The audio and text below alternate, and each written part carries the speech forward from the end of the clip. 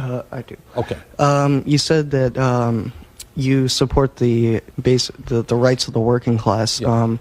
Why do you believe that the United States so violently tries to overthrow other forms of government, such as socialist governments, such as what happened in Chile in 1973 and in Cuba?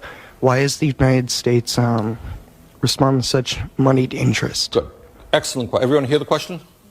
Okay. If you look, and not enough people do, and that gets me into a whole other issue, which is the media, which I want to talk about, because I'm very concerned about the media today and the degree to which a few corporations control what we see, hear, and read. But if you check American history, you know, sometimes the president will tell you, well, we are always defenders of freedom. We believe in freedom. But if you check history, what you will find is that in many years, especially in Latin America, which way back from when President Monroe developed his Monroe Doctrine, we have the right to own Latin America, and we will tell any government there what we want to happen. That's the simple truth. So throughout our history, we have overthrown many, many governments. We didn't like their form of government. In the case of Chile, in 1973, what you had is an election in which a guy named Salvador Allende won the election. Problem is, Nixon and his friends didn't like him. Why? Because Salvador Allende fought for the poor people and the working people of that country. He believed that the resources of Chile, their copper mines and so forth, should belong to the people. And he won a free election. No one denied that for a second. It was a tough election. Didn't win by much, but he won a free election.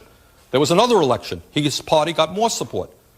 He was overthrown by the CIA and corporate interest, because corporate interest preferred, of course, that the United States companies dominate that country. And a lot of what politics is about, going way, way back to the 19th century, through England, France, is the domination of colonies so that big companies in a given country can take the resources of those countries for their own use. So I think that's what happened, and it was a very unfortunate day in American history. Allende won in a democratic election, was popular, was overthrown, and eventually killed. And in his place, a guy named General Pinochet took place, ran that country with an iron fist, killed many, many people, but he was okay. He was a good guy. Why? Because he was a friend of corporate America.